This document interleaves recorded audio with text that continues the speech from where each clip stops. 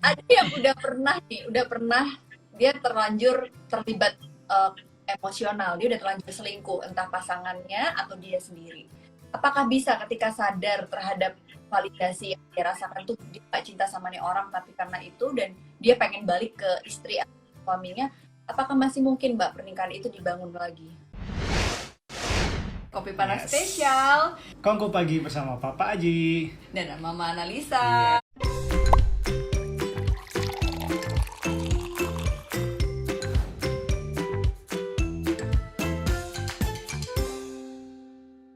Halo Mbak Gita, halo Gita, halo. Ini kayak banyak banget nih teman-teman yang pada nungguin karena mungkin geret pasangannya untuk ngebahas tentang gimana sih jatuh cinta denganmu Us, berkali-kali berkali-kali. dalam pernikahan kita. Asik Dua ya. kali aja udah hebat ya kayaknya. Ini aku tuh kayak banyak banget DM yang masuk, gimana sih Mbak Analisa, karena kan waktu menikah dengan waktu pacaran itu beda banget, bener Ya. nggak sih? Well, sebenarnya Eh, sama nggak sih? Mungkin tiap orang bisa beda ya. Ada yang sama, ada yang beda, tapi kebanyakan beda pastinya. Iya iya iya. Dan ini tuh kayak kita berdua juga sebenarnya lagi pengen ngobrol nanya-nanya sama Mbak Vera. Kita pengen konsultasi pernikahan. Psikolog favorit kita. Khususnya ini ya, khususnya untuk pernikahan, untuk ngebahas anak. Yes. Mbak Vera ini adalah orang yang sangat tepat. Nah, ini dia. Halo Mbak Vera. Malam. Hai Ana Apa kabar, dan Mas Mbak Vera? Haji, apa kabar? Kompak Alhamdulillah. banget couple goals kita kali ini ya. Mbak Vera sendiri kan udah menikah jauh lebih lama daripada kita berdua nih. Terus aku melihatnya tuh Mbak Vera semakin apa ya, cinta, semakin Ya semakin cinta tapi dengan cara yang baru. Kayak iya loh. gitu. Kayaknya semakin nempel terus gitu. Apakah mungkin dalam pernikahan kita akan mencintai atau mungkin seperti jatuh cinta seperti dulu sebelum menikah pada saat kita udah puluhan tahun atau belasan tahun? Nah ini nih, ini kan pertanyaan semua orang kan, ya. Apakah kita akan cintanya akan tetap bertahan? Ada banyak orang yang nikah terus cerai, ya. Boro-boro nikahnya 10 tahun, ada yang nikahnya baru 1 bulan cerai, ada yang baru ijab kabul cerai, gitu kan. Ngeri gitu ya. Jadi sebetulnya pernikahan itu akan, cinta dalam pernikahan itu akan bertahan gak sih? Sebetulnya gitu kan ya. Jujur kalau ditanyakan ke Mbak Vera sebagai pribadi, bukan sebagai psikolog, dulu sampai nikahnya di umur 32 karena takut nikah. Karena khawatir bahwa si dia itu nggak bisa dipercaya dalam tanda petik mempertahankan ini bisa selamanya nggak ya gitu. Ya, sampai ternyata memang baca buku-buku, ya deal dengan klien-klien tentang family dan relationship terutama dalam marriage life mereka, ya baru sadar bahwa ternyata memang dalam pernikahan butuh 2 orang sih yang bekerja sama. Selama ada 2 orang yang bersedia, committed, bekerja sama, ya nggak ada yang kita perlu khawatirkan sebetulnya. Kita mengupayakan. Dan benar, pernikahan itu seperti tren saham. Meskipun naik turun, naik turun, naik turun, tapi lihat, semakin lama trennya positif. Jadi tetap makin lama rasanya akan makin stabil, secure, ya. Pertengkaran selalu ada, ya. Itu normal. Wong dengan diri sendiri aja kita konflik kok, gitu ya. Mau tetap kerja di sini nggak ya? Itu konflik dalam diri lo.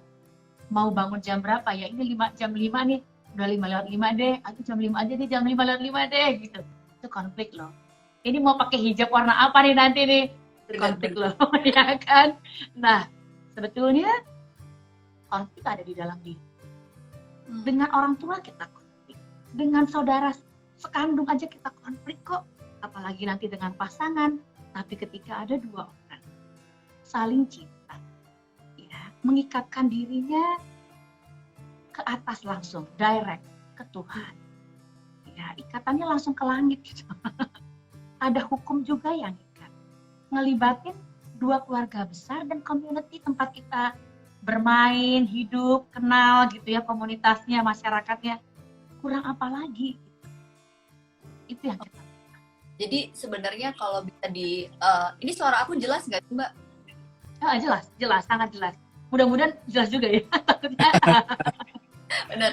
Jadi sebenarnya kalau tadi penjelasan Mbak Vera ada kembali ke pribadi yang menjalankan pernikahan itu ya Mbak. Oke, baik. Jadi ini juga ya, aku boleh nyimpulin, sebelum kita menikah ataupun kita sudah menikah, kita tuh harus siap bahwa dalam pernikahan tuh konflik pasti ada. Dengan siapapun kan ada konflik, apalagi dengan pasangan. Jadi salah satu yang memang kita harus persiapkan kan Mbak Vera gitu. Nah, gak cuma konflik Mas Aji, siap-siap ya ketemu bagian terburuk pasangan ya. Ya kan kita adalah the best BFF-nya dia ya, dan dia juga BFF-nya kita. Nggak cuma ketemu konflik, tapi kita siap-siap ketemu versi terburuknya si dia. Yang ternyata kalau bangun tidur misalnya bau mulut misalnya, kamar mandinya berantakan misalnya ya, atau ternyata suka buang angin gitu misalnya, boros, ceroboh, waduh itu berat. Ini Aku doang ya. penasaran deh Mbak. Kemarin kan aku sempat nonton beberapa film gitu ya terkait sama relationship. Kan ada beberapa aspek yang penting untuk diperhatikan supaya pasangan itu kayak ada sparkle lagi gitu. Harus ada hobi yang dilakukan bersama, kemudian ada sesuatu yang membuat kita tuh merasa utuh sebagai pribadi. Karena ada beberapa yang misalnya istri ini tiba-tiba habis melahirkan, dia seperti tidak percaya diri dengan kondisi tubuhnya, apalagi ada yang kehilangan pekerjaan atau meninggalkan pekerjaan dan akhirnya dia tidak merasa utuh lagi. Terus si pasangan ini tuh kayak nggak sadar gitu bahwa terjadi krisis dalam istrinya, atau sebaliknya nih, si laki ini mengalami krisis tertentu yang nggak dikomunikasikan ke pasangannya. Jadi sebenarnya dalam pernikahan itu apa sih Mbak yang perlu kita lakukan supaya kita tuh apakah harus punya hobi sama terus? Apakah kita tuh perlu kayak terus seminggu berapa kali gitu? Sebenarnya gimana sih Mbak? Itu dia kan. Kita berpikir bahwa persiapan itu adalah persiapan pranikah. Lupa bahwa periode paling panjang dalam hidup kita adalah periode pernikahan itu sendiri. Jadi pernikahan butuh dipersiapkan juga sepanjang pernikahannya. Pernah nggak melakukan relationship check up misalnya?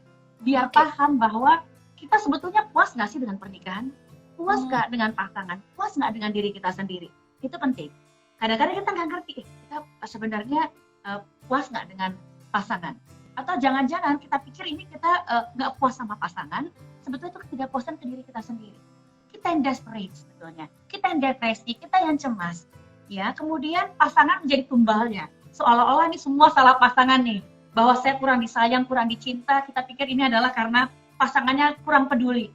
Padahal itu muatan-muatan yang kita bawa dari keluarga kita di masa lalu, yang merupakan dalam bentuk saat ini munculnya dalam bentuk inner child voice gitu ya, yang bergaung berulang-ulang bahwa kita kurang kasih sayang, kita tertolak.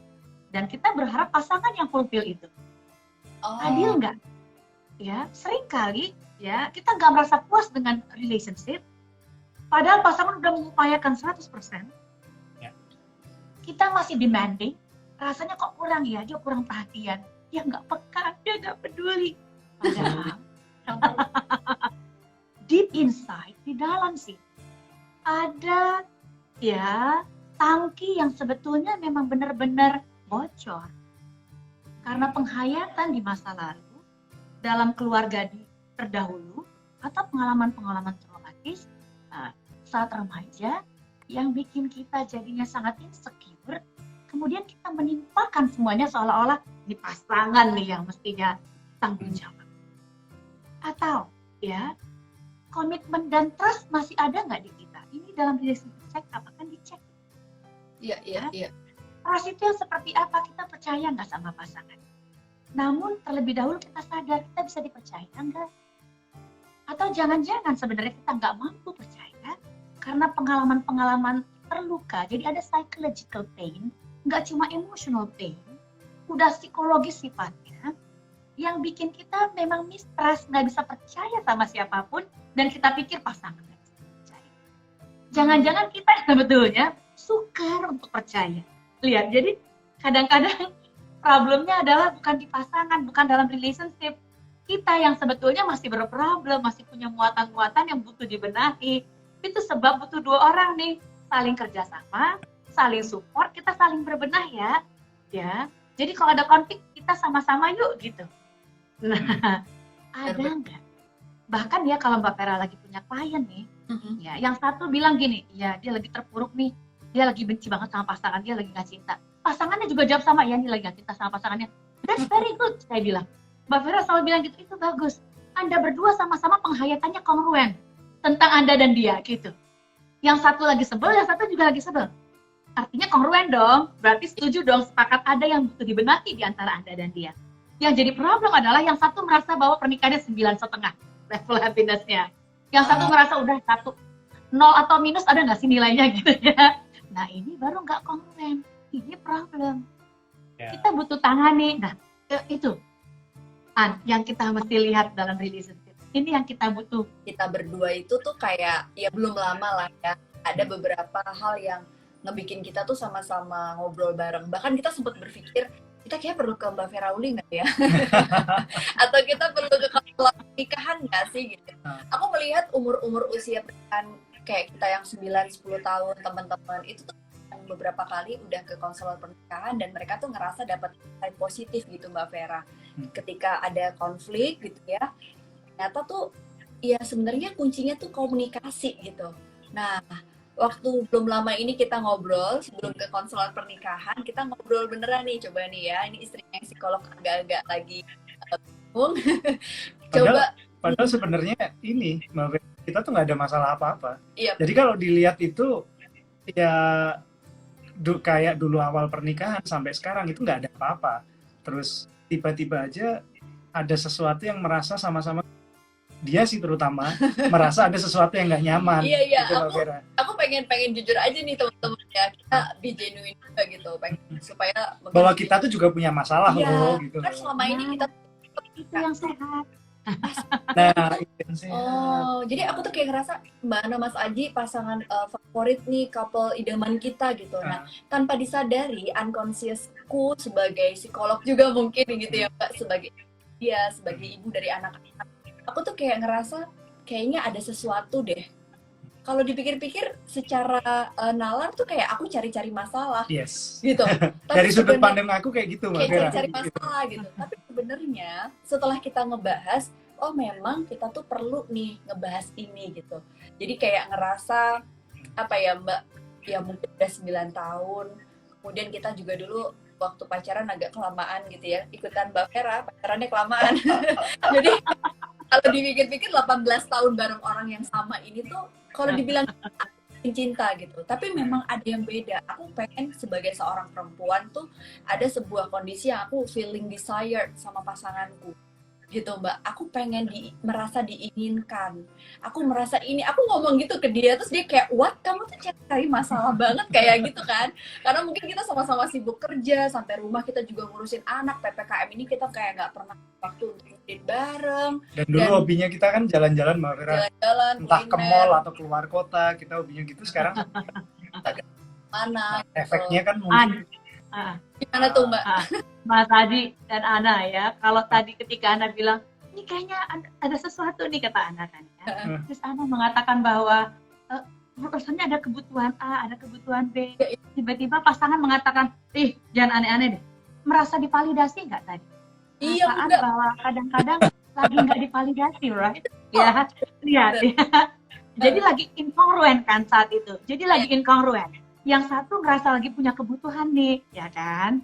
Kebutuhannya kayak lagi butuh diterima, lagi butuh disayang misalnya gitu. Apa kebutuhannya? Coba deh, boleh nggak Ana ceritakan sehingga jadi gambaran buat teman-teman yang atau sahabat-sahabat kita yang udah join? Iya ya, rasanya kayak gini nih.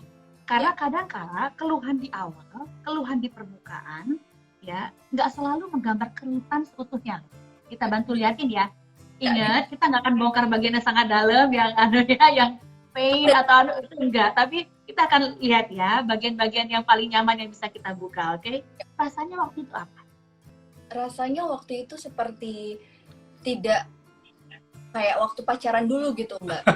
Kayak nggak dipuji-puji lagi gitu, kayak nggak dikejar-kejar lagi gitu. Kayak pengen dapat perhatian lebih dari dia gitu. Ya kan?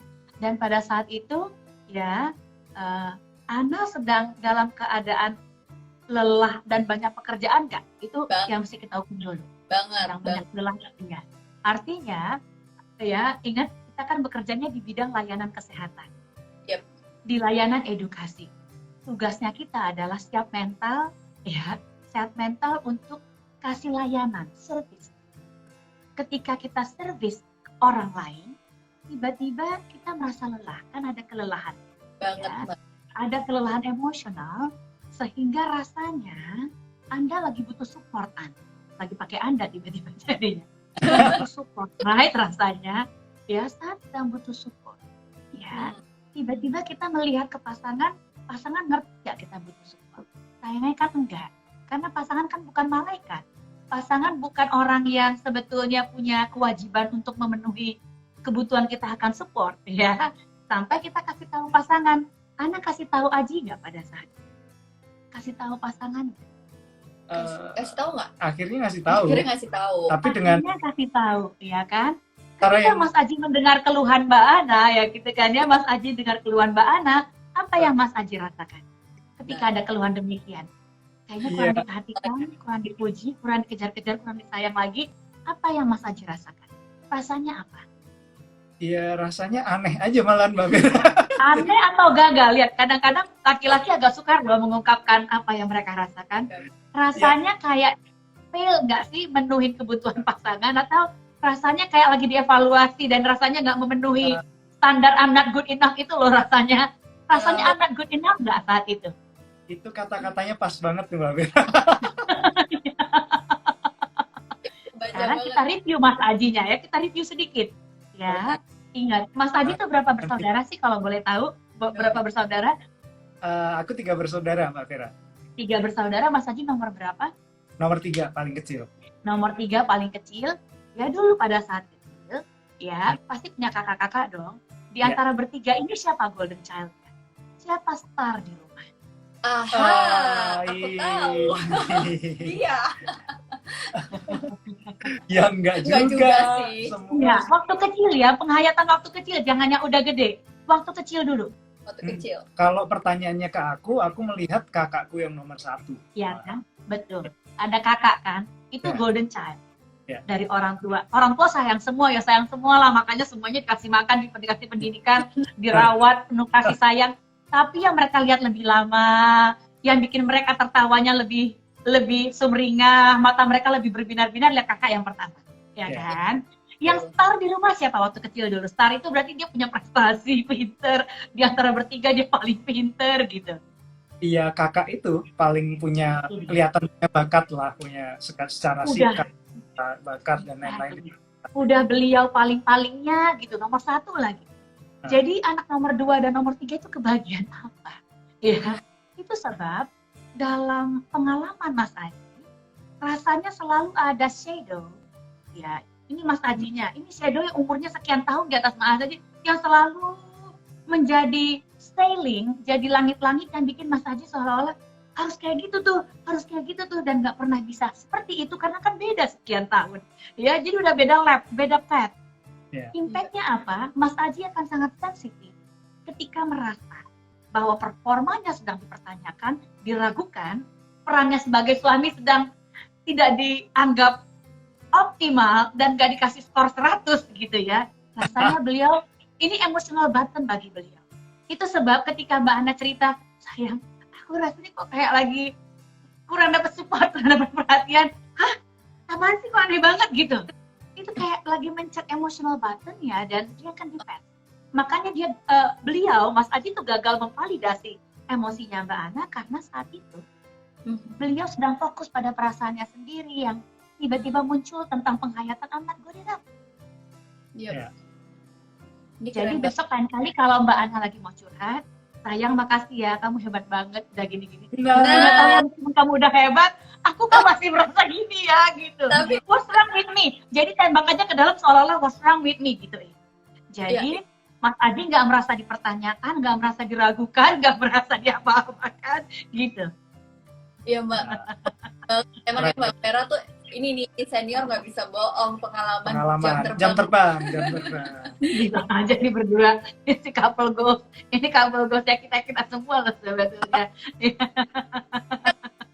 Banget sih Mbak Vera, dari perspektif Mbak Vera sebagai seorang psikolog ya, senior aku, rekan sejawat aku, terus juga dengan pasangan yang suka banget ngeliat keseharian Mbak dengan keluarga. Nah tadi benar banget Mbak, aku jadi sadar kalau melihat ke diriku tuh aku lagi capek banget. Jadi pas aku ngomong ke dia, memang cara ngomongku nggak bener. Jadi aku juga salah gitu ketika menyampaikan itu dengan cara yang kayak kurang apa ya, tankinya tuh lagi kosong. Aku selalu memberi energi buat klien, buat anu. Jadi kayak begitu, tankinya udah kosong nih Pak. Aku tanki penuh. Nah, dan ingat, Mas Aji butuh ingat punya pasangan yang memang milik semua orang nih ceritanya. Karena Mbak Ana kan public figure. Kemudian kerjanya di bidang layanan. Ya. Memang ada saat-saat beliau akan kosong secara emosional. Nah itu nggak ada kaitannya dengan apa namanya performanya Mas Aji sebagai pasangan loh ya. Tapi this is about her life. Gitu. Kalau Mas Aji punya kesadaran ini, Mas Aji nggak akan merasa diserang sebetulnya, atau merasa ditekan nih ya emosional buttonnya pada saat Mbak Ana punya keluhan seperti tadi. Gitu. Aduh, thank you banget Mbak Vera. Keren. Kita kemarin sih ngerasa memang setelah habis itu dia langsung ngajakin aku buat pergi, terus kayak cuma makan mobil, terus kita ke hutan pinus ya, nggak jelas banget. Tapi kita ngobrol, dengerin dia ngobrol, aku ngobrol, terus kita nikmatin kayak udaranya waktu itu seger banget dan emang sepi banget di sana gitu kan. Kita pulang lagi kayak nggak mampir kemana-mana ya, lagi PPKM juga kan. Tapi ternyata habis itu recharge banget aku ngerasanya. Jadi tadi pagi kerja tuh rasanya kayak udah lebih fresh dan hubungan kita juga jadi lebih baik gitu. Apalagi ke anak-anak. Tapi ini juga sih Mbak, kita tuh selama nikah, alhamdulillah ya tiap ribut mau seberat apapun tuh nggak pernah lebih dari 1 hari Mbak Vera. Bahkan nggak bisa lebih. Itu bagus. Dan nggak ada yang fatal kan, yang fatal dalam pernikahan ya tadi ada KDRT-nya itu fatal, ya perselingkuhan itu fatal, ya orang-orang yang kemudian punya masalah dengan gangguan kepribadian itu fatal, ya punya adiksi tertentu dengan misalnya yang minuman, judi atau apapun itu fatal. Ini kan enggak. Ya, jadi kalau mau jujur, ya kalau Mbak Vera nge-review ada kalian berdua nih sebenarnya, nanti ini sekaligus membantu teman-teman yang udah join di sini nge-review relationship mereka. Ya, ciri pasangan yang sebetulnya pernikahannya berhasil itu 3 deh. Ya kita nggak ambil yang banyak-banyak deh. Ya, yang pertama kita lihat nih bahwa relasi mereka itu stabil. Stabil di sini maksudnya mereka berdua bisa jadi kayak teman, betul. Ya, Ana dan Mas Adi tuh bisa sepedaan bareng. Ya, memang di saat sempat, memang nggak selalu. Ya segala ya. Menikah bukan berarti kita jadi satu, wah gitu kan ya. Jadi satu orang enggak, bahwa menikah cukup ada kayak kalau istilahnya secara statistik ada diagram pannya saling berpotongan, udah begitu aja cukup. Jadi ada momen buat sama-sama. Relasinya stabil gitu. Jadi rasanya secure. Ya, yang kedua cirinya nanti punya masing-masing gitu bahwa ya, kita stabil nggak rasanya, bisa jadi teman nggak sih sama pasangan. Yang kedua, ini yang Mbak Vera lihat dari kalian. Relationship kalian berdua itu bikin satu sama lain itu growing. Jadi relationship-nya constructive. Growing di sini, Ana selama dalam pernikahan, karirnya tetap berkembang loh. Tetap growing, berkembang gitu. Mas Aji juga demikian. Dan secara kepribadian, kalian berdua sama-sama menjadi lebih baik. Dalam versi yang terbaik yang kalian punya saat. Itu salah satu ciri pernikahan yang berhasil. Thank you. Dan yang terakhir, itu tadi. Iya. Rasanya itu kongruen. Saat si dia lagi kesel, gue juga kesel loh, gitu kan ya. Kok kita rasanya lagi berjarak ya sayang? Kayak Mbak Vera sama pasangan kalau lagi sama-sama sibuk ya. Sayang kok kayaknya kita lagi berjarak sih rasanya gitu. Iya dia juga. Nah itu kan berarti ada sesuatu itu kongruen. Ketika yang satu merasa, enggak, I'm fine, I'm okay. Nah ini butuh dipahami. Ada apa ya kok sampai salah satu ngerasa tergerus, yang lain ngerasa baik-baik aja. Yang satu merasa bahwa pernikahannya oke, yang satu lelah, capek. Jangan-jangan ada cuma satu orang yang sedang mengurus di pernikahan, rumah tangga, anak, hingga beliau kelelahan. Unsupported. tiga ini terlihat di kalian. Yeay. Pure grow itu penting banget, merasa growing. Terus Ketiga, yang kongruen. ketiga kongruen. Jadi itu ada ciri-ciri kalau pernikahan kalian itu sehat dan relasi kalian terus berproses ya, nggak mungkin. Berhasil pernikahannya. Oke. Aku mau nanya Mbak Vera ya, Sambil- boleh ya? Ini pertanyaan terakhir, kita akan bisa Terakhir tanya habis ini jawab sama ya. Kak Jel. Jadi gini Mbak Vera, mungkin dijawabnya dari sudut pandang dari laki-laki, dari suami dan dari istri ya. Jadi ini baru rame nih Mbak, di mana-mana tuh banyak berita tentang perselingkuhan Mbak Vera. Ya. Jadi kadang suami istri itu kan masalah pasti ada, kita udah bahas ya. Seringkali berakhir dengan perselingkuhan, Ya. entah dari si laki-laki Salah atau satu ya. perempuan, Itu dua-duanya. atau dua-duanya bisa juga. Atau dua-duanya. Oh iya. Jadi Meskipun hanya di hati saja, itu udah Nah, selingkuh. Oke. pertanyaannya Mbak Vera, gimana sih cara mencegah? Jadi artinya kan mungkin ya buat mereka yang selingkuh itu ketika ada masalah selalu compare dengan orang lain kan. Yang nggak ada di pasangannya dia melihat itu di orang lain. Nah gimana sih cara mencegah perasaan-perasaan seperti itu? Dan misalnya ini dari sudut pandang cowok ya Mbak, dari sudut pandang suami, dan istri itu harus bersikap gimana supaya si suami itu nggak akan berpikiran seperti itu. Dan Nggak sebaliknya. dan sebaliknya dari Jadi kalau bicara perselingkuhan ini agak kompleks. Karena ya ada banyak data yang menyebutkan bahwa perselingkuhan itu kan sebetulnya lebih berkaitan, berkorelasi, istilah statistiknya, berkaitan dengan aspek kepribadian. Jadi si individu memang sudah bermasalah secara kepribadian, sudah pernah punya pengalaman-pengalaman yang negatif tentang love dan relationship. Ya, jadi memang lebih mudah terpicu untuk selingkuh. Ya, ketika ada masalah. Jadi jangan pernah menyalahkan diri sendiri saat punya pasangan selingkuh. Nah, sekarang kita butuh paham. Ya, gimana caranya supaya nggak membanding-bandingkan pasangan dengan orang lain. Ya. Inilah yang butuh dijadikan catatan tentang perselingkuhan. Banyak orang yang menyadari bahwa ya ketika perselingkuhan sudah terjadi baru dia sadar, oh ternyata aksi yang dia lakukan itu akhirnya bisa berujung ke perselingkuhan. Jadi saya paling suka makanya belajar tentang psikologi karena selalu inline dengan agama apapun. Ya, salah satunya misalnya kalau saya Muslim kebetulan sama seperti Mbak Ana dan Mas Aji. Mungkin sahabat-sahabat lain punya agama dan keyakinan berbeda, namun semuanya sama kok. Ya, bahwa ketika kita menikah, tadi kan ingat perjanjian itu nggak cuma berdua, jangan lupakan. Kita ngikatkan diri tuh ke atas, loh, ke langit, ke Tuhan yang punya alam dan segala macam. Nah, jadi saat menikah, ya kita sadar bahwa our best friends itu adalah pasangan. Bahwa tiap kita punya problem yang paling private sifatnya sekalipun, kalau Mbak Vera bisa gambarkan, ya, Mantap nih Mbak Vera. bahwa ini dia, ya kan? Kita itu sebetulnya ketika punya pasangan itu di level terdalam sebetulnya. Artinya setiap isu-isu terdalam yang kita punya kita share-nya pada pasangan.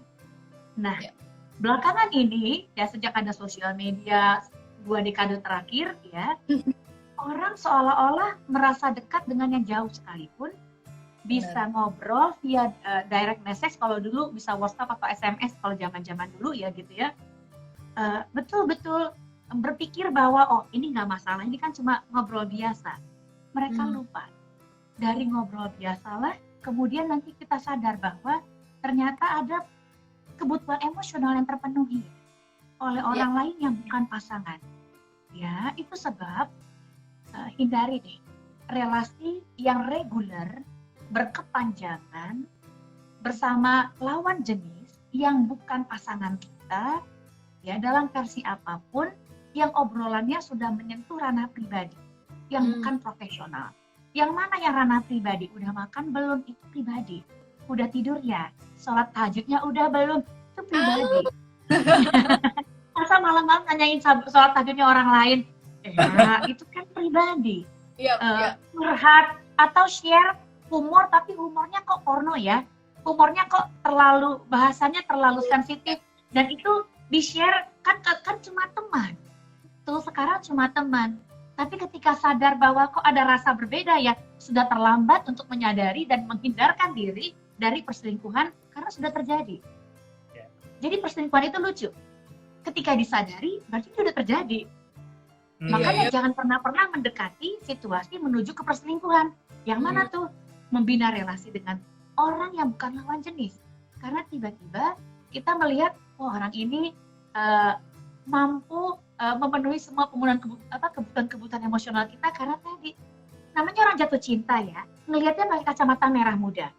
Otaknya langsung menghasilkan hormon-hormon kebahagiaan, hormon-hormon pada saat jatuh cinta, sehingga rasanya gini, wah kalau ketemu orang ini kok rasanya excited ya, excitementnya itu beda, antusias. Dia pikir orang tersebut sesuatu yang sangat menyenangkan, padahal otaknya sedang kasih kode, ini nih. Kemudian namanya juga jatuh cinta. Yang diucapkan sesuatu yang indah-indah. Oh kamu cakepan, kamu ganteng, nggak pernah ada. Sayang ntar urus anak ya, coba kamu hubungi gurunya deh, coba deh, nggak ada ya begitu ya, obrolannya selalu indah-indah, bagus-bagus, manis-manis, dipuja-dipuji, sehingga jangan-jangan bukan sedang jatuh cinta sama orang yang selingkuhan atau orang yang kita taksir di luar pasangan, kita sedang jatuh cinta sama ya image tentang diri kita yang terbaru yang diberikan oleh orang yang kita lagi taksir, tentang pujian-pujian yang dia berikan ke kita, sehingga seolah-olah ini versi kita terbaru yang kita suka yang ini, dianggap cakep, dianggap hebat, dianggap kompeten, yang pasangan lupa untuk berikan karena udah kelelahan. Itu bagus banget, Mbak Vera, keren banget ilmunya. Ada yang udah pernah dia terlanjur terlibat emosional, dia udah terlanjur selingkuh, entah pasangannya atau dia sendiri. Apakah bisa ketika sadar terhadap validasi yang dia rasakan tuh, dia gak cinta sama nih orang tapi karena itu, dan dia pengen balik ke istri atau suaminya, apakah masih mungkin Mbak pernikahan itu dibangun lagi dari pengalaman Mbak Vera? Mungkin kalau nggak terlibat aktivitas seksual di dalamnya. Tapi kalau sudah terlibat aktivitas seksual, aromanya udah beda lagi. Ada excitement. Ingat, aktivitas seksual kan memang sangat indah dan nikmat itu sebetulnya. Itu udah rasanya terikat secara emosional, padahal itu bukan love, tapi lust. Ya, cuma birahi, bukan love gitu loh. Udah ada lust di dalamnya.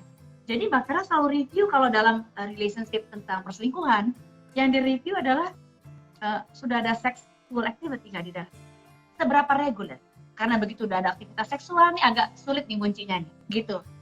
Ya. Nah, butuh betul-betul kekuatan yang sangat besar gitu dari dua-duanya. Sayangnya, ketika salah satu selingkuh yang ini udah terpuruk gitu loh. Sudah kan untuk mau terima aja tuh sulit. Sementara yang sedang selingkuh kan sedang dibikin supaya dia putus cinta gitu sama orang yang sedang dia cintai. Putus cinta itu nggak mudah loh. Reaksi orang saat putus cinta sama seperti reaksi pada saat berduka cita.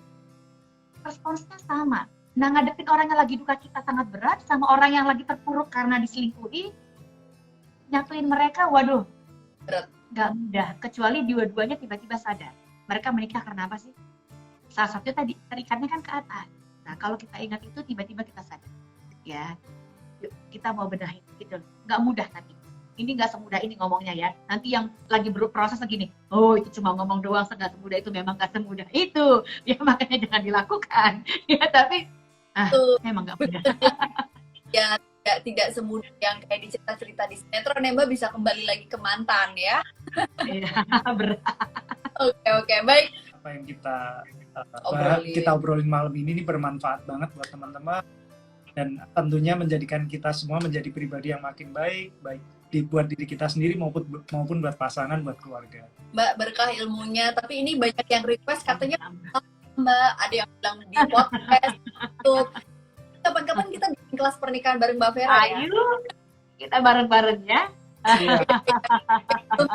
Kita belajar dari obrolan kita yang sudah menikah, habis ini pasangannya mungkin bisa memperbaiki lagi kualitas cintanya supaya tiap hari cintanya nambah terus ya. Amin. Mbak Vera. Sama-sama, thank you Ana, Mas Aji, dan semua sahabat-sahabat Vera, sahabat Analisa yang udah join di sini. Kita live dulu teman-teman, di save di IGTV aku ya. Terima kasih Mbak Vera. Assalamualaikum. Waalaikumsalam. Bye-bye. Thank you.